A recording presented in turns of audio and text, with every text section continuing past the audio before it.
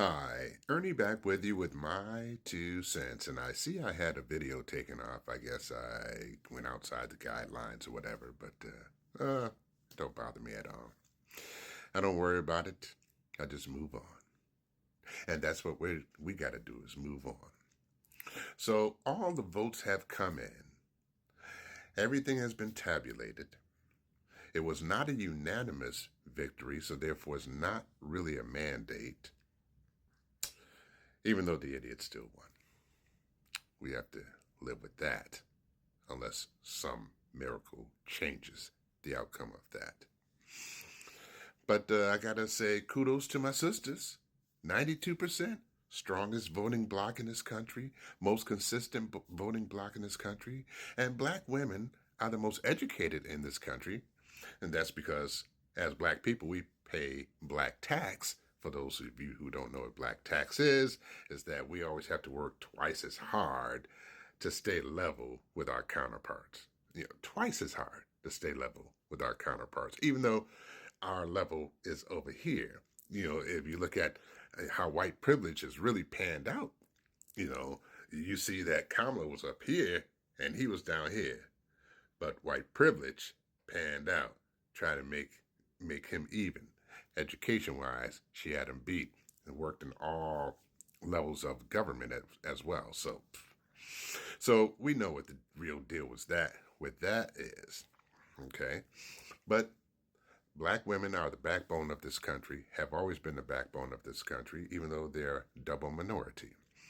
And so kudos to my sisters. I mean, I love you. I love you, and I stand behind you because right now, they're taking a break. They say, okay, enough is enough.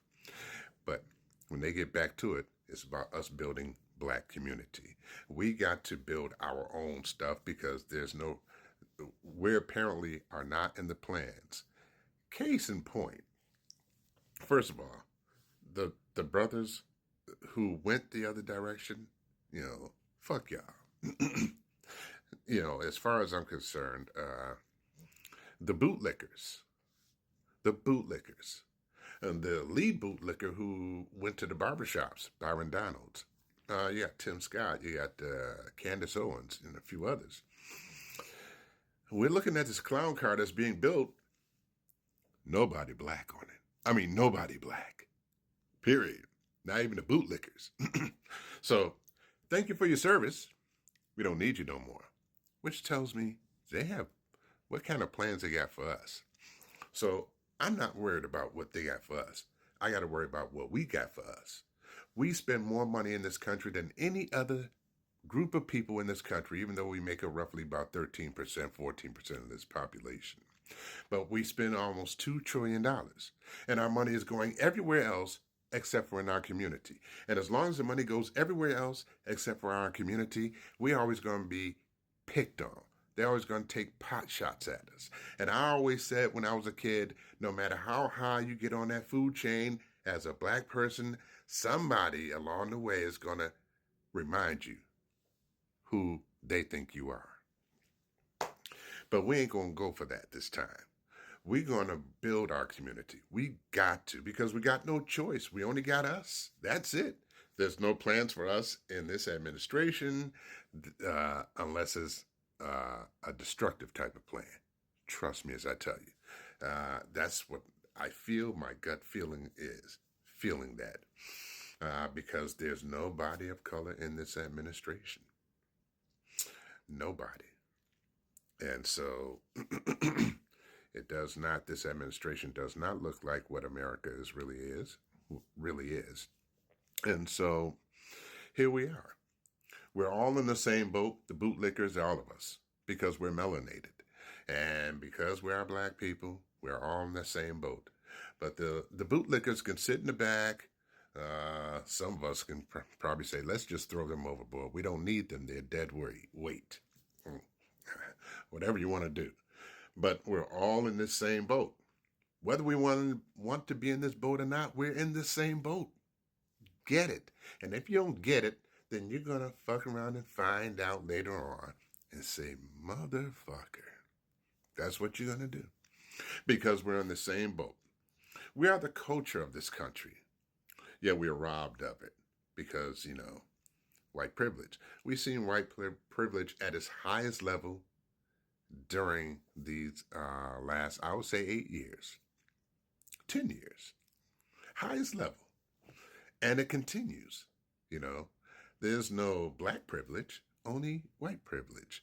Well, as Muhammad Ali used to say, you got to have the complexion for the connection. We ain't got it. So we got to work within ourselves. We got to build our community. We got to find out who does what best. And we got to pull each other up by the bootstraps because we are all we got. And whether you see that or not, you will see it because this administration will make it plain and clear. I just see this coming down the pike.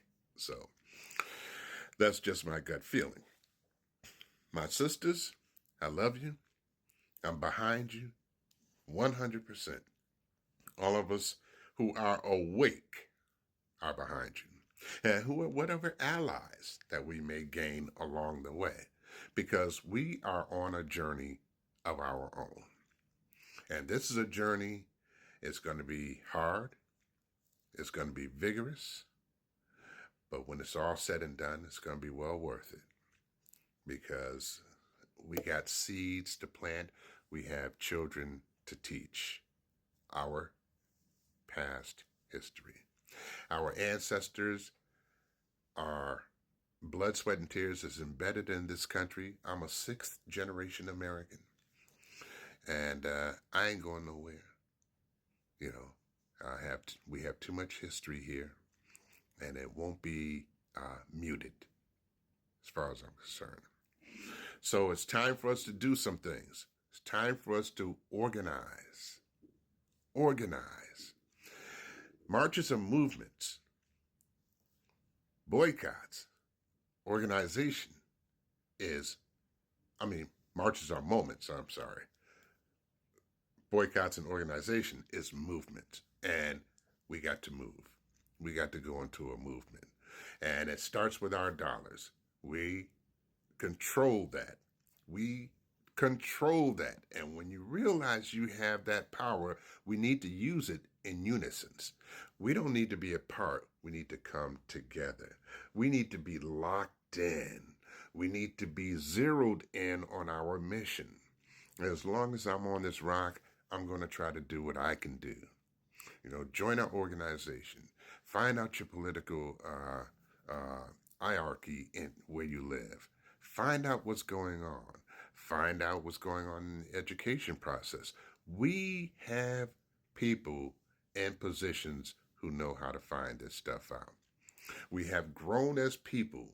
We're in the weeds of a lot of areas. I like sports. Sports is the only place that you don't have to worry about anything but skill. Everything else, corporate America, everything else, no, there's no meritocracy there. So we got to do it. We have no choice. We're put in a position to do it.